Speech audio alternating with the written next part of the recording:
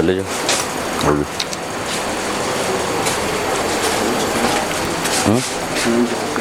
जल्दी जल्दी बैठा दो सब। देखो नेक्स्ट लास्ट क्लास सीकम पढ़ा था ना, है ना, और सीकम के बाद हम लोग स्टार्ट करेंगे वर्मी फॉर्म अपेंडिक्स, है ना। जनरली जिसको हम लोग अपेंडिक्स के नाम से जानते हैं उसी को हम लोग यहाँ पे वर्मी फॉर्म अपेंडिक्स बोलेंगे, ठीक। ये अपेंडिक्स इतना कॉमन है कि जब कोई आप तुम में से कोई मेडिकल फील्ड में नहीं भी होता है तब भी इसको हम लोग जानते हैं सिर्फ और सिर्फ अपेंडिक्स के नाम से। किसके नाम से? अपेंडिक्स। बंद करो गेट, अब जो आया आया, जो नहीं आया छोड़ो, है ना। अपेंडिक्स के नाम से इसको हम लोग अच्छे से जानते हैं। अब उसके बाद लिटरली इसको अगर देखा गया, बाद में इसको समझा गया, तो एक्चुअल इसका नाम वर्मी फॉर्म अपेंडिक्स है, जिसको हम पढ़ने जा रहे हैं। क्योंकि अपेंडिक्स को लेकर के बॉडी में और भी स्ट्रक्चर जो अपेंडिक्स को लेकर के रिप्रेजेंट्स करता है। और अपेंडिक्स एक ऐसा वर्ड है, मैं पहले ही बताया कि इसका मतलब होता है एक्स्ट्रा अटैचमेंट या एडिशनल अटैचमेंट। क्या होता है? एक्स्ट्रा अटैचमेंट या एडिशनल अटैचमेंट के सेंस में हम लोग अपेंडिक्स को लेते हैं कि कोई भी जगह पर कोई एडिशनल अटैचमेंट्स है, कुछ भी है, तो उसको हम लोग अपेंडिक्स में शुमार करते हैं। अब होता क्या, यहाँ पर एक वर्ड को क्यों बोलते, जब हम लोग आगे ही पढ़ेंगे। जनरली हम लोग जब इंटेस्टाइन की बात करते हैं तो स्मॉल इंटेस्टाइन और लार्ज इंटेस्टाइन। स्मॉल इंटेस्टाइन ये इलियम है, यहाँ आकर के ख़त्म होता है, और इधर का जो एरिया ये सीकम है, यहाँ से शुरू होता है लार्ज इंटेस्टाइन। तो स्मॉल इंटेस्टाइन्स और लार्ज इंटेस्टाइन्स, इन दोनों के पॉइंट ऑफ व्यू से अगर हम लोग बात करते हैं तो यहाँ से ये देखते हैं कि ये स्मॉल ख़त्म हुआ, लार्ज शुरू हुआ। इसके बीच में एक अलग से आकर के अटैच स्ट्रक्चर्स देखने को मिलता है, जिसके वजह से इसको हम लोग क्या बोल देते हैं? अपेंडिक्स। तो हमने ये क्या देखा, एक्चुअली कंटिन्यूएशन क्या था, स्मॉल इंटेस्टाइन का पार्ट आ रहा था, और शुरू अब क्या हो गया था? लार्ज इंटेस्टाइन हो गया था। बस इस दोनों के अलावा एक और सीकम में एक्स्ट्रा पार्ट अटैच्ड है, ऐसे कह सकते हैं, जो कि जिसका नाम क्या रखा गया? अपेंडिक्स रखा गया। और ये वर्म की तरह लगता है, इसलिए इसको वर्मी फॉर्म, वर्म मतलब कीड़ा जो होता है ना, उसको जो देखते इस तरह से लेंथ वाला जो वर्म लाइक स्ट्रक्चर जो होता है, इस वजह से इसको क्या बोलते हैं? वर्मी फॉर्म अपेंडिक्स के नाम से हम लोग जानने लगे, ठीक है। अब सवाल ये आता है कि ये जो अपेंडिक्स है, कई बार अगर हम लोग ऐसे पढ़ाने में देखते हैं कि कुछ लोगों का कहना होता है कि ये जो है इसके बारे में बात करते हैं कि भाई इसका हमारे बॉडी में फंक्शनली क्या काम है। पहले चीज़ तो हम लोग देखते, हम लोग फंक्शनल पहले ये देखते हैं थोड़ा सा, इसका लेंथ क्या है, साइज क्या है, ये सब है।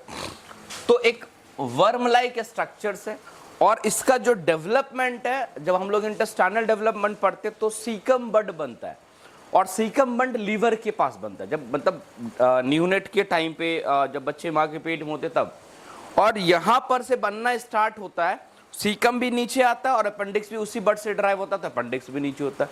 कभी कभार किसी लोगों में ये अनडेवलप्ड रह जाता, तो कभी कभार ये देखते सब हेपेटिक अपेंडिक्स, मतलब कि कुछ लोगों में होते हैं लीवर के जस्ट नीचे अपेंडिक्स होता है, लेकिन वो बहुत रेयर केसेस है। लेकिन हम लोग ये चीज़ जानेंगे, जनरली यहाँ से डेवलप होकर के नीचे आता है और एक वर्म लाइक स्ट्रक्चर बनाता है। और इसके अंदर ये जो स्ट्रक्चर है वो कहाँ पर होता है? तो 2 centimetre below the ileocaecal junction. Ileocaecal junction क्या भाई?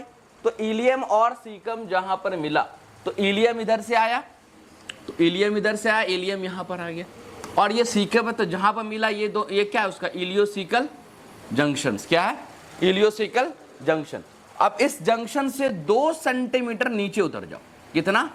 2 सेंटीमीटर नीचे पोस्टेरोमीडियल वॉल पे आएगा। कहां पर?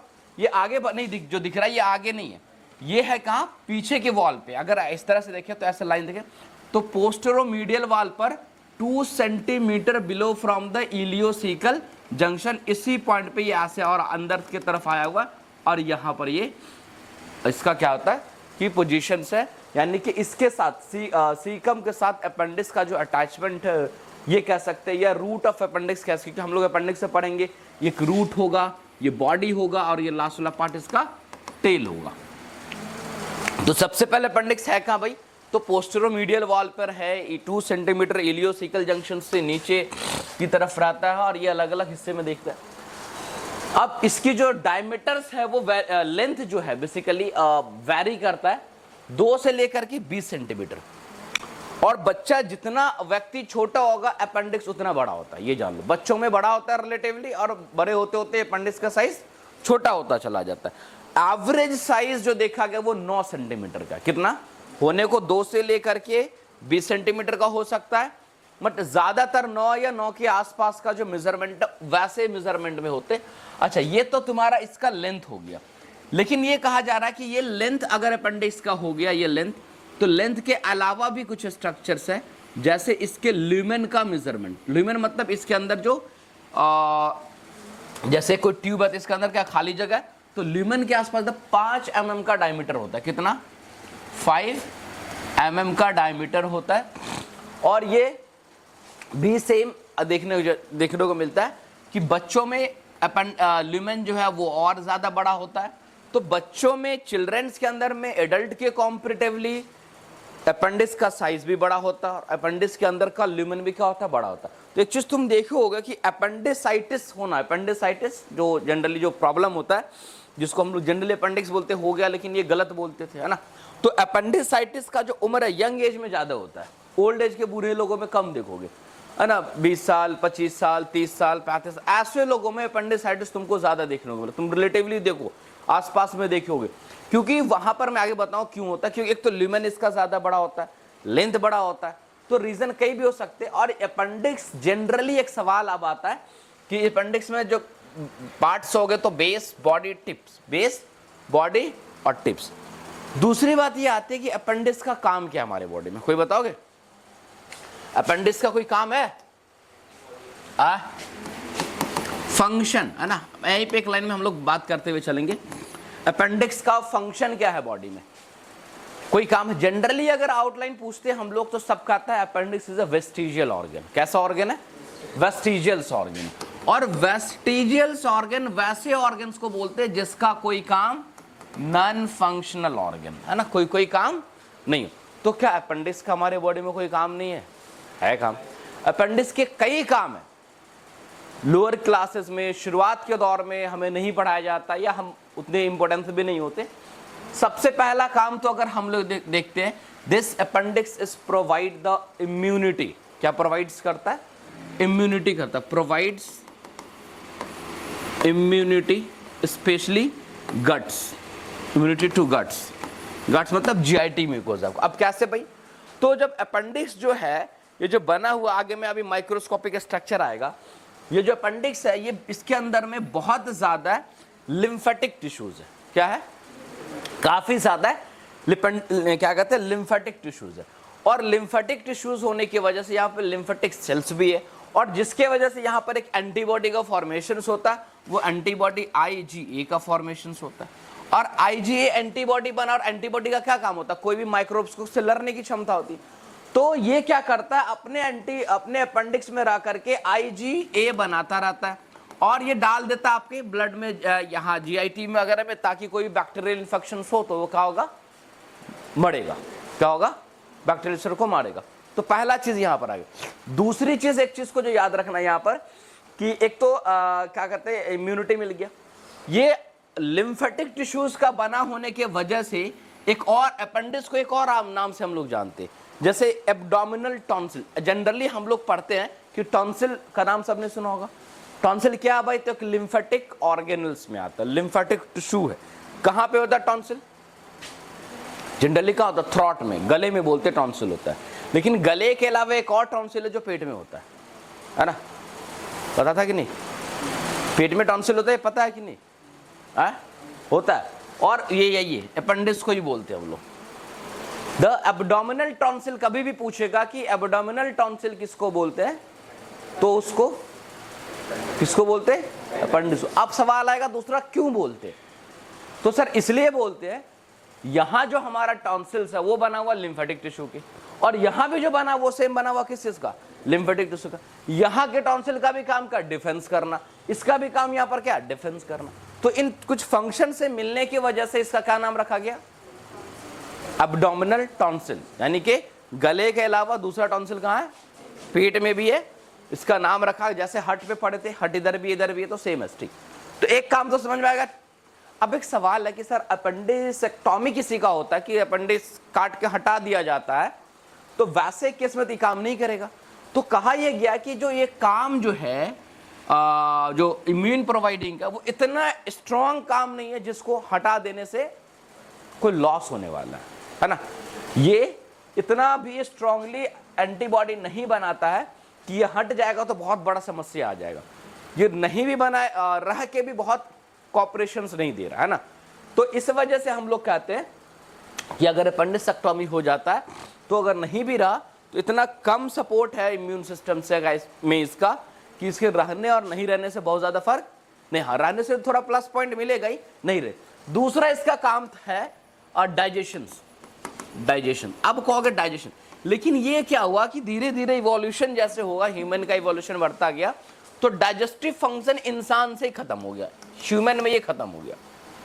आज के डेट में रैट्स में, एनिमल्स में जो क्या कहते हैं कि जो अपेंडिक्स है वो आज भी डाइजेस्ट करता है किसको? तो सेल्यूलोज को। अब हम लोग तो सेल्यूलोज खाते नहीं है, मतलब जनरली तो इनडायरेक्टली तो नहीं खाते ना। आप कोई वेज खा रहे हैं वहां से आ रहा, अलग बात है। लेकिन अर्लियर ऑफ द लाइफ, जब हम लोगों का लाइफ वो होता था जंगल ये वो वाला लाइफ, घुमंटू भूतिया वाला लाइफ होता था, जो आदिवासी लोग, तो उस जमाने में लोग बहुत सारे पत्ते भी खाते थे, है ना। तो नेचर ने उस टाइम पे, कुदरत ने उस टाइम पे हमारे अपेंडिक्स को, सेल्यूलोज कहाँ मिलेगा? प्लांट्स में, प्लांट ऑर्गन में, तो उसको भी डाइजेस्ट करने की कैपेसिटी दी। लेकिन धीरे धीरे क्या हुआ, हम लोग उन चीजों को छोड़ते गए। तो वैसे भी हमने पढ़ा डिसयूज, डिसइंटीग्रेशन। यदि किसी चीज का हम इस्तेमाल नहीं करते तो वो धीरे धीरे क्या होता है? डिसइंटीग्रेट्स होता है, धीरे धीरे खत्म होता जाता है। ऐसे ना, अब तुम एक हाथ को एक तरह से किसी को देखते हो प्लास्टर करके छोड़ देते हैं, तो धीरे धीरे हाथ पतला हो जाता है, बहुत लंबे तक छोड़ देते हो। तो जो चीज इस्तेमाल में नहीं होगा वो धीरे धीरे क्या होता है? डिस्ट्रक्शन होता है। ऐसे कुछ खरीद लो, रखा हुआ रह जाता है, रखा भी क्या होता है? खराब होता है। तो नेचर में देखा गया कि सेल्यूलोज बॉडी में बहुत जा नहीं रहा, तो अब के टाइम पे ये फंक्शन नहीं है, अब नहीं है ये फंक्शन, है ना। अब डाइजेस्टिव फंक्शंस नहीं है इसके अंदर में। एक तीसरा और फंक्शंस आता है अपेंडिक्स का, थर्ड वन फंक्शन देखने को मिलता है, जिसको हम लोग कहते हैं मेट्रिकली जो गट माइक्रोबियल्स है उसको फ्लोरा का फॉर्मेशन करता। होता क्या है? रिजर्वॉइड ऑफ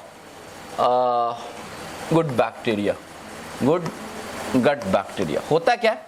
अब ये मैं बोला क्या, जो अपेंडिक्स है उसके अंदर में क्या? ल्यूमेन है। अंदर में क्या है? ल्यूमेन। अब कभी कभार क्या होता है, हमारा जो जीआईटी है, इस चीज से एकदम ये रहो, जो हमारा जो जीआईटी है, पूरा जीआईटी है, उसके अंदर में अच्छे bacteria, good bacteria, bacterial flora मतलब बैक्टीरिया का एक लाइनिंग्स बना हुआ, जो हमारे इंटेस्टाइन को क्या करता है? सपोर्ट करता है। अब किसी कारण से कोई आंत का इन्फेक्शन हो गया या डायरिया होगा, तो ऐसे कंडीशन में पूरा का पूरा जो जीआईटी में है, आंत में जो हमारा बैक्टीरिया जो होता है वो सब वॉश हो जाता है, डायरिया की वजह से, कोई इन्फेक्शन की वजह से। तो ऐसे केस में क्या होता है? इस कॉलोनी में, इसके अंदर जो बैक्टीरिया बैठा हो रहता है, ये 5 mm का जो स्पेस है, इसमें जो बैक्टीरिया बैठा हुआ है, ये बैक्टीरिया निकलेगा और फिर से जीआईटी में बैक्टीरिया फ्लोरा को नया बैक्टीरिया बना देगा, कॉलोनाइज करा देगा, फिर से बैक्टीरिया एक से दूसरा ग्रोथ करेगा। तो कहीं ना कहीं एपेंडिसाइटिस का होना हमारे लिए इंटेस्टाइनल इन्फेक्शन या डायरिया के बाद एक अच्छा सपोर्ट करता है। इसलिए कभी भी देखोगे डायरिया का जब केस होता है तो दवाई सब खाओ, लेकिन एक जरूर ले, प्रोबायोटिक्स मेडिसिन की मैं बात कर रहा हूँ, एंटीबायोटिक्स लो, सब कुछ लो, प्रोबायोटिक्स के फॉर्म में कुछ ना कुछ, जैसे विजिलैक के फॉर्म में या बहुत सारा सचेट्स आता है उसके फॉर्म में। प्रोबायोटिक्स आपके खुद के बैक्टीरिया को बचाता है उस टाइम पे, क्या करता है? क्योंकि आपका यदि खुद का बैक्टीरिया लॉस हो गया, जो बेटर बैक्टीरिया, तो वो कहीं ना कहीं हार्म इफेक्ट लाएगा। वो क्या लाएगा? हार्म इफेक्ट लाएगा। तो एक कम और क्या मिल गया आपको कि it's also support in a formation of a GIT microbial flora, reservoir का काम करता है। जब ऐसी कोई स्थिति, जैसे डायरिया जैसी स्थिति या इन्फेक्शन जैसी स्थिति जाती है, तो पूरा जो बैक्टीरियल जो हमारा वॉश आउट हो जाता है डायरिया के साथ, तो ये इसमें से निकल के फिर से नया कॉलोनाइज करा देता है।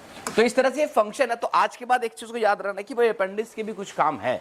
अपेंडिक्स ऐसा नहीं कि बिना काम का हमारे बॉडीज में, है ना, लेकिन बहुत छोटे छोटे काम है, कम काम देखने में। चलो अब यहाँ पर आ जाता थोड़ा सा सरफेस वाली बात कि सरफेस एनाटॉमी। सरफेस एनाटॉमी में क्या आता है कि जब हम लोग 9 एब्डोमिनल रीजन पढ़ा था, तो भाई यहाँ पर एक चीज देखते हैं, जो बेस ऑफ अपेंडिक्स की बात करते हैं हम लोग, है वो बेस ऑफ अपेंडिक्स कहाँ होता है उसकी बात करते हैं। तो कहते हैं एक लाइन हम लोग डालते हैं कहाँ पर, ट्रांस ट्यूबरकुलर लाइन, याद होगा जब हम लोग 9 एब्डोमिनल रीजन पढ़े थे। दूसरा हम लोग एक लाइन डालते हैं कहाँ पर, तो ये है ऐसे, अगर मैं खड़ा हूं तो राइट साइड है, तो राइट लैटरल लाइन या राइट मिड क्लेविकुलर लाइन, ये क्या है, राइट मिड क्लेविकुलर। इस दोनों का जहां पे क्रॉस पॉइंटिंग यानी कट जहां पर होता है उससे 2 सेंटीमीटर बिलो, कहां पे, तो अगर मान लो ये ट्रांस ट्यूबरकुलर लाइन यहां से लेकर जाते तो ऐसे गया, ऐसे गया, तो यहां से ऐसे चला गया, मान लो ये पॉइंट है ट्रांस ट्यूबरकुलर का।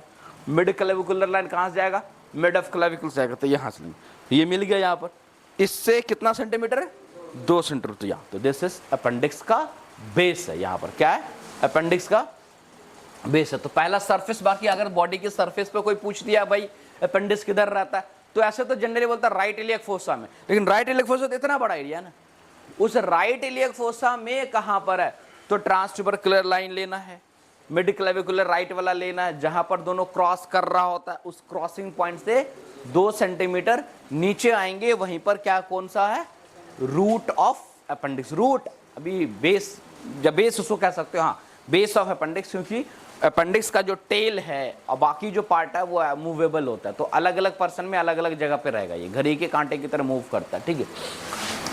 तो ये हो गया तुम्हारा सरफेस में। पोजीशंस की बात अगर हम लोग करें तो अब तो एक समझ में अपेंडिक्स हमारे बॉडी में कहाँ पे रहता है, रूट पता चला, लेकिन देखा यह गया है कि हर व्यक्ति में, जैसे मेरा एक अलग पोजीशन होगा, तुम्हारा एक अलग पोजीशन होगा, किसी और का, हर व्यक्ति में पोजीशन अलग अलग होता है, किसी में बराबर भी हो सकता है, कोई कॉमन पोजीशन। तो अपेंडिक्स क्या है कि just like a walk clock watch की तरह, जैसे मान लो ये अपेंडिक्स यहाँ पर है, रूट है। अब किसी व्यक्ति में क्या है, अपेंडिक्स का जो डायरेक्शंस है वो ऐसे, यहाँ पर किसी में ऐसे, किसी में ऐसे, किसी में, तो मतलब ऐसे समझो कि घड़ी में जैसे बड़ा सा कांटा उसका लगा होता है, वो ऐसे ऐसे क्या हो रहा है, मूव हो रहा है, तो अलग अलग पोजीशन पे जा रहा है, ऐसे जा रहा है। तो सेम है, उसी के आधार पे हम लोग पढ़ेंगे, यहाँ पर दे रखा 11 o'clock पोजीशन, 12 o'clock पोजीशन, 2, 3, 4, 5, मतलब अगर टोटल हम लोग देखते तो 6 अलग अलग पोजीशन है। तो अब एक व्यक्ति में जो मेरा मान लो सपोज पेरिलियल पोजीशन होगा, तो मेरा वही रहेगा, मेरे में आप बदलने नहीं जा रहा है। तुम्हारा मान लो सब क्या कहते हैं रेट्रोकॉलिक होगा, तो तुम्हारा रेट्रोकॉलिक ही रहेगा, तुम्हारा फिर बदलने नहीं जा रहा। तो मतलब इंडिविजुअल अलग अलग में ये अलग अलग पोजीशन की हम लोग बात कर रहे हैं। तो सबसे पहले अगर हम लोग आते हैं, अगर हम लोग बात करते हैं 11 o'clock पोजीशन, सबसे पहले आता क्या, 11 o'clock पोजीशन है। और 11 o'clock पोजीशन में सबसे इंपॉर्टेंट बात ये आती है, इसको हम लोग बोलते हैं पाराकॉलिक पोजीशन। क्या बोलते हैं, पाराकॉलिक पोजीशन। पाराकॉलिक मतलब, पारा मतलब क्या होता है, पारा मतलब बेसिकली अराउंड के समझ, और कॉलिक मतलब कोलोन। तो यहाँ पर जो अपेंडिक्स का रूट तो यही रहेगा। अब देखो बेस सबका एक ही जगह रहेगा, बेस ये जैसे इसको मैं घुमाऊं तो ये चार तरफ घूम रहा है, लेकिन इसका बेस कहाँ रह रहा है, घड़ी के डायल्स में सेम क्या होता है, बेस एक ही जगह रहेगा यार, 360 में अपना घूमता रहेगा, लेकिन बेस कहाँ रहेगा, तो बेस यहाँ पर।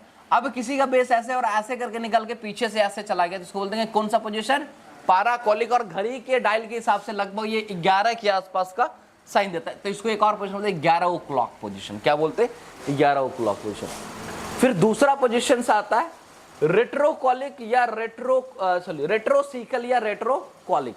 रेट्रोसीकल या रेट्रोकॉलिक में क्या होता है, रेट्रोसीकल इसको लोग बोलते हैं कि रेट्रो का मतलब होता है बिहाइंड, रेट्रोवर्ड का क्या मतलब होता है, पीछे। तो यहां पर क्या हुआ कि अपेंडिक्स ये सीकम के पीछे ही पीछे, पूरा का पूरा अपेंडिक्स कहां है, सीकम के पीछे, यानी आगे सीकम और उसके पीछे क्या, अपेंडिक्स। और पूरे पोजीशन में मोस्ट डेंजरस पोजीशन यही है, सबसे डेंजरस पोजीशन है। और दुर्भाग्य की बात करो या सौभाग्य की बात करो, सबसे कॉमन पोजीशन भी यही है। 100 लोगों में 65 लोगों को यही पोजीशन होगा, है ना। और सबसे डेंजरस है। डेंजरस क्यों है कि एक ऐसे समझो कि हम आगे खड़े हैं, मेरे पीछे कोई खड़ा तुमको दिख नहीं रहा है। अब मान लो मेरे पीछे कोई बहुत गंदा आदमी खड़ा है, जो बहुत अपने आप डेंजरस आदमी खड़ा है, तुमको दिख नहीं रहा है, तो हमको देख के तो तुम एकदम नॉर्मल हो, जो डेंजरस आदमी पीछे होगा उसको तुमको दिख नहीं रहा है। तो सेम ऐसे होता है कि अपेंडिक्स जो पीछे होने की वजह से अगर इसमें पस बनता है तो ये पूरा रेट्रोपेरिटोनियल चला जाता है। अब पीछे जो पेन होता है इसके अंदर क्या होगा कि पेन भी होगा तो बहुत बहुत दिन के बाद पता चलता है, शुरू के दौर में नहीं पता चलता। और इसका पेन नॉर्मल अपेंडिक्स से थोड़ा अलग होगा, शुरू के दौर में पीछे की तरफ जाएगा, रैंक पेन होगा, जनरली इलियक फोसा में पेन होगा, लेकिन पेन लगेगा पीछे की तरफ जा रहा, फ्लैंक पे जा रहा, इस रीजन में आ रहा, तो थोड़ा सा लोग किडनी पेन की तरफ में फॉल्स में चले जाते हैं। तो इसलिए डेंजरस बोला जाता है कि ये इस वजह से कि इसकी डायग्नोसिस थोड़ी लेट हो जाती है, पीछे होने की वजह से पस बन रहा है, पीछे जा रहा है, पूरा पीछे पेरिटोनियल है उसको इन्फेक्टेड करता हुआ चला जा रहा है। तो ये इस वजह से कहा जा रहा है कि जब रेट्रोकोलिक पोजीशन जो है वो 12 कोलिक पोजीशन जो है it's a most dangerous position और सबसे कॉमन पोजीशन भी है। सबसे डेंजरस क्यों है? तो भाई पीछे होने की वजह से क्या होता है, फिगर अब अल्ट्रासाउंड भी होने के लिए गया तो पीछे छिपा हुआ, बात समझे, तो पीछे वजह से विजुअलाइजेशन प्रॉपर नहीं हो पाता, तो कभी कभी एबनॉर्मल रहते हुए भी नॉर्मल रिपोर्ट आ जाता है। तो अगर किसी को रेट्रोपेरिटोनियल है, अगर ऐसे कुछ फीचर है तो इन्वेस्टिगेशन बहुत अच्छे से कराने की जरूरत है। खैर चलो, तो दूसरा पोजीशन हम लोग आते हैं, यहां पर एक पोजीशन और आता है जिसको हम लोग क्या बोलते हैं, स्प्लेनिक पोजीशन। ये यहां पर इस तरह से आता है और ये स्प्लीन की तरफ जाता है, और स्प्लेनिक पोजीशन जो होता है वो 2 o'clock, क्या किसके जाता है, 2 o'clock पोजीशन बोलते हैं। और स्प्लीनिक में फिर दो पोजीशन है, एक स्प्लीन में क्या है कि एक स्प्लीन के लिए ऊपर यहां पर का इलियम आया हुआ मिलने के लिए, अभी हम पढ़े थे इलियम आके जंक्शनल पॉइंट बनाया था, तो यहां से क्या होता है कि एक ऊपर से चला तो एक इलियम के ऊपर से गया तो प्री इलियल कहलाएगा, क्या कहलाएगा, प्री इलियल। और एक टाइम ऐसा भी हो सकता है कि कहां से चला जाएगा, नीचे से चला जाएगा, तो इसको क्या बोलेंगे, पोस्टली, या तो नीचे से जाएगा या जाएगा कोई एक ही पोजीशन। इतने में कोई हर व्यक्ति में एक ही जगह पे हो सकता है, बात समझ में आ रही, ऐसा नहीं कि पूरा पोजीशन एक ही आदमी होगा, नहीं, ये किसी में हर पोजीशन में अलग अलग देखने को मिलता है, तो अलग अलग होता है, ठीक है। तो ये चीज हो गई। उसके बाद हम लोग देखते एक और पोजीशन आता, प्रोमोन्ट्रिक पोजीशन, जो 3 o'clock पोजीशन बोलते हैं, क्या बोलते हैं, 3 o'clock पोजीशन। फिर उसके बाद और नीचे आते तो इसको हम पेल्विक बोलते, 4 o'clock बोलते, और सबसे एकदम 6 o'clock का जो पोजीशन होता है उसको मिड इंग्वानल पोजीशन, मिड इंग्वानल। तो टोटल कितने पोजीशन हो गए, 6। अब 6 में तुम्हें याद रखना, ऐसे अगर याद रखोगे घड़ी के हिसाब से भी तो 11 है, फिर 12 बजा, फिर 2 बजे, फिर कितने बजे, 2 और 3 लगातार है, यानी कि 11 12 लगातार और 2 और 3 लगातार, 2 लगातार है। उसके बाद कितना आ जाता है, 4, फिर एक गैप, बस 6, है ना। तो ये तुम्हारा पोजीशन है, और नाम को बार बार याद रखो, इधर की तरफ जा रहा पेरिकोलिक, रेट्रोकोलिक, स्प्लेनिक, प्रोमेंट्रिक और pelvic, and then mid inguinal canal.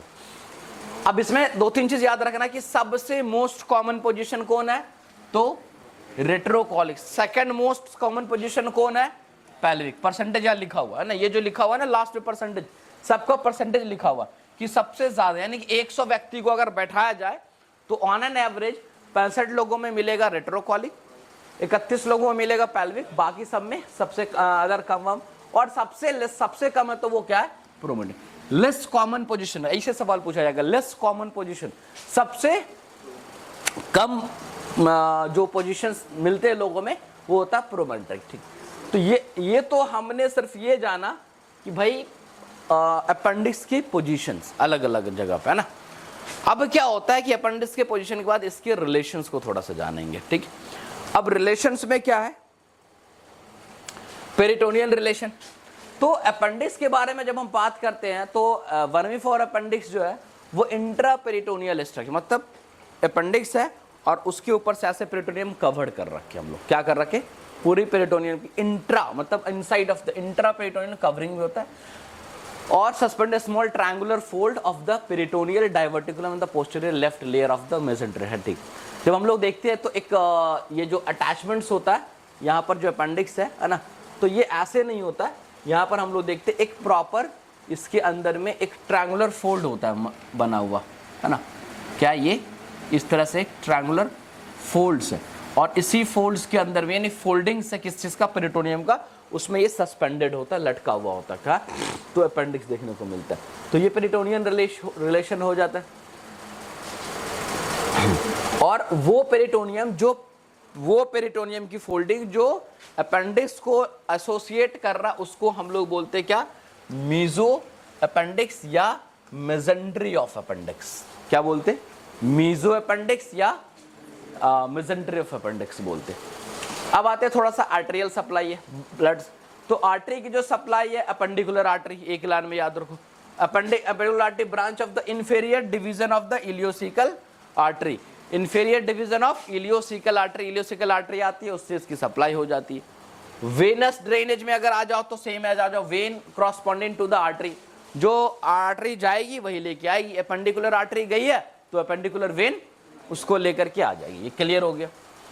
Lymphatic drainage same, अगर बात lymphatic vessels, appendix, lymph nodes, वहां पर कुछ इलियोसिकल लिम्फ नोड होते हैं वहां पर, और through the appendicular node in the mesoappendix. तो थोड़ी बहुत वहीं से उस एपेंडिकुलर नोड से लिम्फेटिक नोड है, वहां से लिम्फेटिक ड्रेनेज हो जाता है। नर्व सप्लाई, देखो नर्व सप्लाई का थोड़ा सा रीजन जानना है, क्योंकि थोड़ा सा क्या होता है कि अभी मैं बताऊंगा कि सिंपैथेटिक नर्व है, सिंपैथेटिक फाइबर है, पेन सेंसेशन कराता है। ये क्या कराता है? तो ये T10 है, थोरैसिक नर्व नंबर 10, वो सिंपैथिक नर्व है जो कि सिंपैथिक सप्लाई देता है वाया लेजर स्प्लेंचिक नर्व। एक नर्व आता है लेजर स्प्लेंचिक। अब इसका जो पेन होता है, ये T10 में अगर कोई पेन कैसे फील होता है, हमने पढ़ाया भी है। पेन फील होने का मतलब है जहां नर्व है वहां दर्द है, सिंपल ऐसे याद रखो। जहां पे नर्व है वहां पर, बॉडी में कहां पे नर्व नहीं है तो बता सकते हो? बॉडी में कहां नर्व नहीं है? बाहर का हिस्सा, चलो बाहर का हिस्सा, अंदर का छोड़ दो। अभी कोई ऐसा जगह जहां दर्द नहीं होता है? तो थप्पड़ लपड़ मार के देखो कहीं पे। नेल में, चलो नेल छोड़ो और हेयर भी छोड़ो, इसके अलावा और है ब्रेन में। ब्रेन बाहर है, ब्रेन तो अंदर है ना। ब्रेन में दर्द नहीं होता, हेडेक का होता है। सर दर्द किसको बोलते हो? दिमाग का ही दर्द है ना। पैर के नीचे में भी है, पैर के नीचे में भी है। और कोई?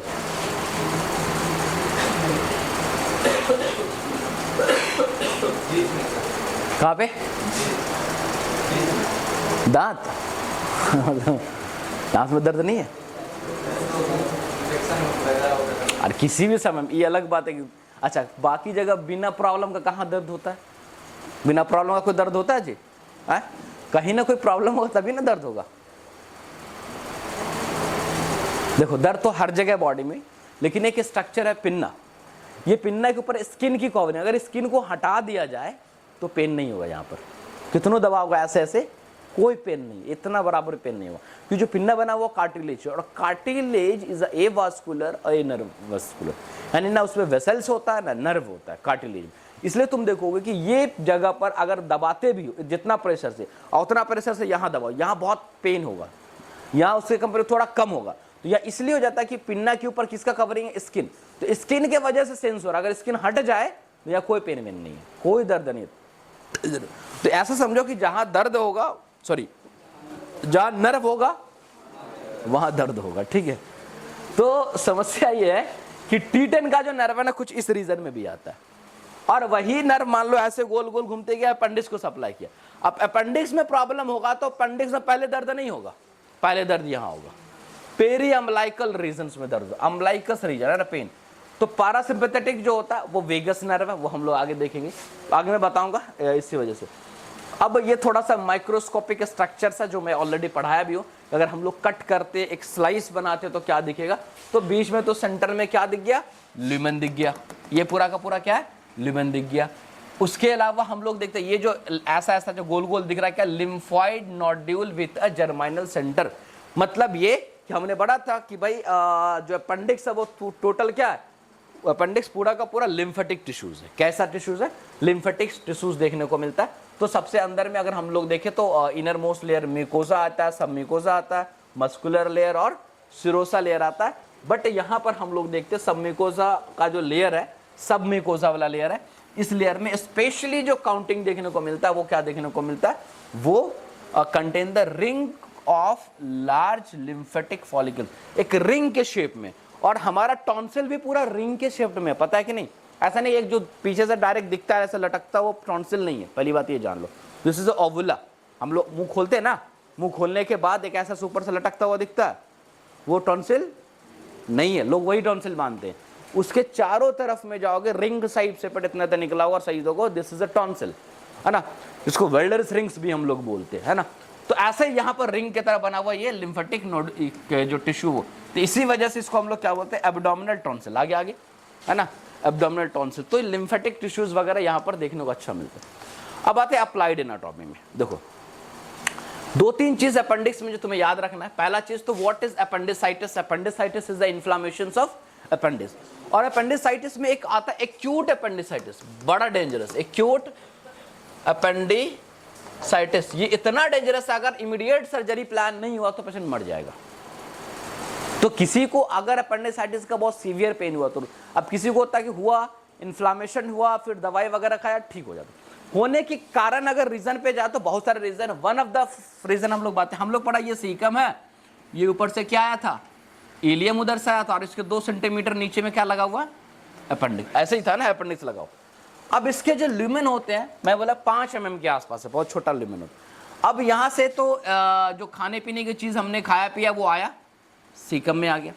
अब कभी कभार क्या होता है कि कुछ फूड पार्टिकल्स घुस गया इधर, कहाँ घुस गया, इसके ल्यूमेन, जनरली नहीं जाता है, कभी कभार किसी गलती से कारणवश फूड पार्टिकल्स अंदर घुस गया।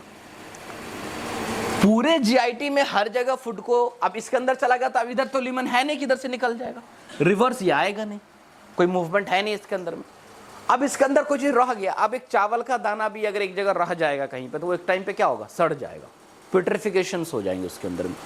तो अब हम लोग के, आपको अक्सर आप लोग खाते तो फिर अंदर आंत में क्यों नहीं सड़ता, क्योंकि जब हम लोग खाते हैं तो हमारे इंटेस्टाइन में डाइजेस्टिव एंजाइम उसको क्या करता है, डाइजेस्ट। लेकिन अपेंडिक्स के पास यहाँ पर कोई डाइजेस्टिव एंजाइम, तो अब ये फूड पार्टिकल चला गया, वो धीरे धीरे धीरे धीरे क्या कराएगा, प्यूट्रिफिकेशन, सड़ाएगा, गलाएगा, और वो इन्फेक्टिव सोर्स बना देगा, और जिसकी वजह से इन्फ्लामेशन हो जाएगा, पूरा अपेंडिक्स स्वेलिंग कर जाएगा, बड़ा सा अपेंडिक्स हो जाएगा।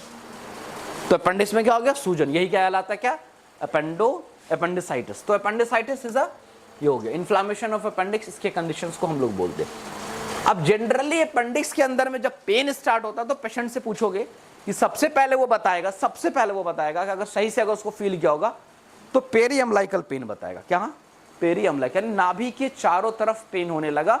उसका मेन तो राइट इलियक फोसा में होगा, लेकिन उससे पहले अगर पूछोगे, अगर वो याद होगा हिस्ट्री उसकी होगी, पहले बताओ शुरू में क्या होता था, तो बोलेगा पेरीअम्बलाइकल। क्यों, क्योंकि T10 से सप्लाई है, और T10 यहाँ पे भी सप्लाई करता है, इधर सिंपैथी, अभी मैं बताया था ना, तो जिसकी वजह से ये दोनों जगह पर देखने को मिलता है। वही सब चीजें आगे लिखा हुआ है इसके अंदर में। और एक पॉइंट आता है मैक बर्निंग पॉइंट्स, याद रखो।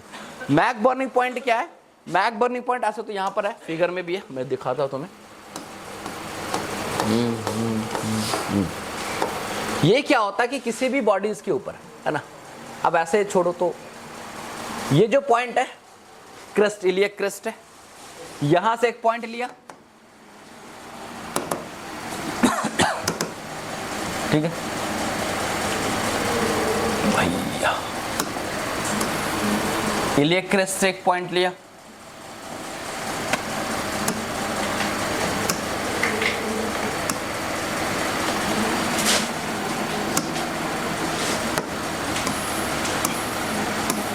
ठीक है, एक पॉइंट यहां से हम लोग लेते इलियक क्रेस्ट से, और दूसरा पॉइंट हम लोग क्या रखा, umbilicus, iliac crest, this is umbilicus. इस दोनों को मिला दिया एक लाइन, इमेजिनरी लाइन से ये दोनों को मिला दिया। तो ये दोनों को मिला दिया तो लाइन क्या बनेगा, दिस वन, ये लाइन ये बन गया। अब इस लाइन को, या सुनो, इस लाइन को हम लोग क्या करेंगे, डिवाइड्स करेंगे, किधर से, अब ये लाइन को हम 3 हिस्सों में डिवाइड कर देंगे। कितने हिस्सों में, 3 हिस्सों में, फर्स्ट, सेकंड, थर्ड। तो पहला पार्ट यहां से यहां हो गया फर्स्ट, सेकंड, ये क्या हो गया, थर्ड। अगर मैं ऐसे खड़ा हूं तो इधर की तरफ जो अंदर की तरफ हिस्सा जो होगा वो मीडियल, बाहर की तरफ क्या होगा, लैटरल। तो कहता है कि पॉइंट फ्रॉम द क्या कहते हैं, iliac crest to the umbilicus, a line, imaginary line draw करना है, उस पे से उस लाइन को 3 हिस्से में डिवाइड करना है, और मीडियल 2/3, ये हो गया मीडियल 2/3, और लैटरल 1/3 का जो जंक्शन है, बात समझे, लैटरल 2/3 और मीडियल 1/3 का जो जंक्शनल पॉइंट है, उसी पॉइंट को मैक बर्निंग पॉइंट्स बोलते। क्या बोलते, उसी पॉइंट को। तो अपेंडिसाइटिस में कई बार McBurney's point, McBurney's scientist थे, McBurney's point maximum tenderness होगा। अगर किसी को पेन हो रहा है इधर, और सच में अपेंडिक्स अगर पता करना है, तो इस पॉइंट को लोकेट करो, मैकबर्नी पॉइंट दिस वन। अब इसके ऊपर प्रेस करो, पेशेंट उछल जाएगा, इतना पेन हो अगर सच में हो रहा होगा।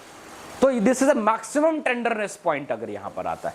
हालांकि क्यों कि अगर इस रीजन में पेन हो रहा है तो और भी कोई रीजन हो सकता है। अगर फीमेल है तो राइट ओवरी में पेन होता है इधर की तरफ ही। अगर क्या कहते हैं कि किसी को टीबी हाथ का हो रखा तो मोस्ट कॉमन साइट टीबी का भी यही है, जहां पर सीकम है वहीं पर है, तो उसमें पेन होने लगता है। तो पेन होने के और भी रीजन हो सकते हैं, लेकिन अगर अपेंडिसाइटिस क्लिनिकली मैं बता रहा हूँ, क्लिनिकली, बाकी तो हम लोग इन्वेस्टिगेशन कराएंगे, अल्ट्रासोनोग्राफी कराएंगे तो पता चल जाएगा, क्लिनिकली यहाँ से हम लोग स्टेबल कर देते। तो ये तुम्हारा मैकबर्नी पॉइंट। तो आज के बाद मैकबर्नी पॉइंट पहले पता कर लोगे, फिर क्या होता है मैकबर्नी पॉइंट ये भी पता चल जाएगा। तो मैकबर्नी पॉइंट बेसिकली क्या है? McBurney point which is the market on the surface, surface के ऊपर मार्केट ऑफ अनटर्ड एरिया, सब कुछ लिखा हुआ। और ये सबसे इंपॉर्टेंट पॉइंट है, मैक्सिमम टेंडरनेस, सबसे ज्यादा पेन अगर किस अपेंडिसाइटिस में होता है वहां। कभी कभार क्या होता है अपेंडिसाइटिस स्पेशली नहीं पता चलता, तो एक टेस्ट हम लोग करते हैं, श्वास टेस्ट इन अपेंडिक्स। श्वास टेस्ट का नाम सुने हो? श्वास टेस्ट किस चीज कैसे होगा पता है? अरे भाई बोलो ना जी, श्वास टेस्ट का नाम सुनो, कभी करवाए हो या किसी का हुआ पता चला?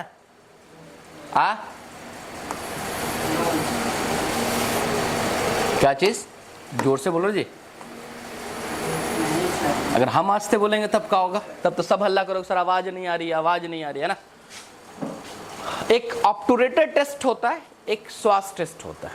ये होता कहाँ है? कहाँ होता है? लैब में होता है। वाह, हम यही सुनना भी चाहते थे कि टेस्ट लग गया तो लैब में होगा। हर टेस्ट लगने वाली चीज लैब में ही नहीं जाता है, कुछ ओपीडी बेस्ड क्लिनिक पे होता है। आ जाओ ऊपर, हाँ ऊपर। कैमरा को थोड़ा सा कोई मूव कर लेना जिसको चलाना आता हो। देखो, श्वास टेस्ट और ऑब्टूरेटर टेस्ट दो टेस्ट है, ये आपको एग्जामिनेशन प्रोसेस है। कभी कभार एक मैं बता, उसमें हम लोग पता करते हैं कि किसी को अपेंडिसाइटिस तो है। श्वास टेस्ट, श्वास मेजर मसल्स इधर की तरफ होता है, पढ़े हुए श्वास मेजर मसल्स के बारे में ना, पढ़े हुए मैंने पढ़ाया हूँ। अपेंडिस किडनी जब पढ़ा था उसका पोस्टीरियर रिलेशन में आता था श्वास मेजर मसल्स। अब ये कहता है जब अपेंडिक्स जो होता है ना, रेट्रोसिकल, एक तो रेट्रोसिकल अभी मैं पढ़ाया, रेट्रोसिकल पोजीशन सबसे डेंजरस पोजीशन, याद होगा। इस पोजीशन में क्या होता है? Lies and irritate the right श्वास मेजर। ये जब पीछे वाले पोजीशन में होता है ना, अपेंडिक्स सीकम के पीछे, अपेंडिक्स पीछे है, तो पीछे ये श्वास मेजर मसल को बहुत ज्यादा इरिटेट करता है। तो नॉर्मल ऐसे उतना पता नहीं चलेगा, तो हम एक टेस्ट ही करेंगे, श्वास टेस्ट में करेंगे। अब यहां पर क्या करेंगे? लेट जाओ ऐसे करके, राइट करवट, करवट सोते हो ना, ऐसे करवट सो जाओ,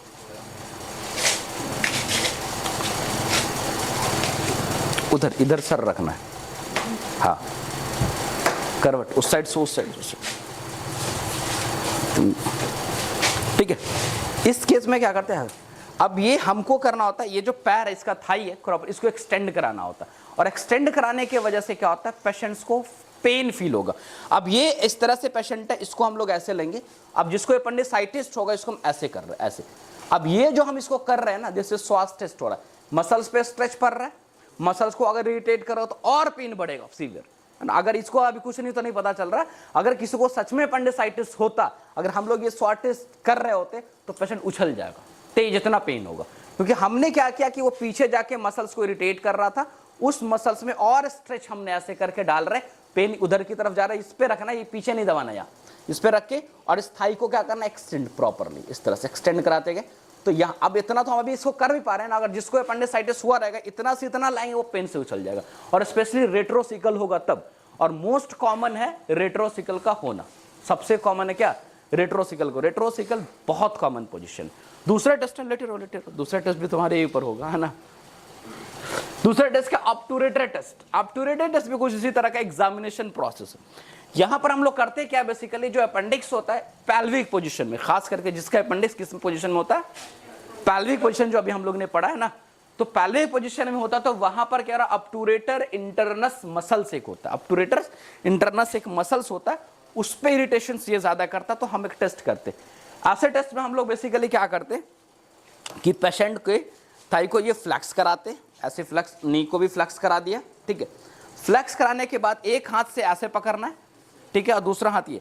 अब इसको इस पोजीशन में ला करने के बाद हम इस पेशेंट को इसके मीडियल रोटेशन करेंगे। कहाँ?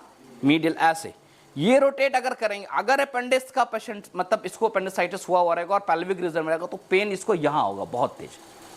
कहाँ होगा? हम क्योंकि यहाँ पर जो मसल्स, ये इंग्वानल रीजन, यही मसल्स है। हाँ बोलो बोलो। वो टच नहीं करेंगे, ऐसे मूव करेंगे। हाँ बस ऐसे मूव करना है, उसको कुछ नहीं टच करना, ऐसे सिर्फ ये मूवमेंट। अभी तो कुछ नहीं है, किसी अपेंडिक्स वाले को लेके आना कभी, है ना, उसका फिर दर्द दिखा देंगे। तो ये बेसिकली क्या है? क्लिनिकल एग्जामिनेशन प्रोसीजर हम, ताकि हम लोग पता कर पाते हैं कि किस पेशेंट का, अब उठ जाओ तुम, है ना। तो ये बाकी तो हम लोग रिपोर्ट आएगा फिर देखेंगे, लेकिन उससे पहले कुछ क्लिनिकल स्किल आपको मैं इसलिए इतना बता रहा हूँ क्योंकि अपेंडिक्स बड़ा कॉमन है, घर घर में मिल जाएगा और इतना कॉमन देखने को मिलता है। तो ऑब्टुरेटर टेस्ट कर लेंगे, है ना। अब एक टर्म आता है अपेंडिसेक्टोमी। अपेंडिसेक्टोमी का क्या मतलब होता है भाई? अपेंडिक्स को कट करके रिमूव करके हटा देना, जो सर्जरी जो कराते अपेंडिसेक्टोमी हो गया वो। एक आता सब हिपेटिक अपेंडिक्स, में शुरू में ही बताया था। सब हिपेटिक अपेंडिक्स का मतलब होता है कि अपेंडिक्स क्या हुआ कि भाई लीवर ही पे रह गया, ऊपर ही रह गया। अभी कहाँ था?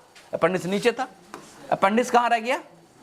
इधर लीवर है यहाँ पर और ये सीकम है, तो अनडेवलप्ड हो जाता है कभी कभार ऊपर से डेवलप होकर आना रहता है। और क्या होता है कि अपेंडिक्स डेवलप नहीं करता और वहीं पर रेयर ऑफ द कंडीशंस है। तो ऐसे केस में हम लोग देखते हैं, तो इसको बोलते हैं सब हिपेटिक। सब मतलब अंडर, बिलो, और हेपेटिक मतलब लिवर, और अपेंडिक्स तो अपेंडिक्स है। तो सब हेपेटिक अपेंडिक्स हो गया, ठीक है। तो आज की क्लास में आपका अपेंडिक्स खत्म।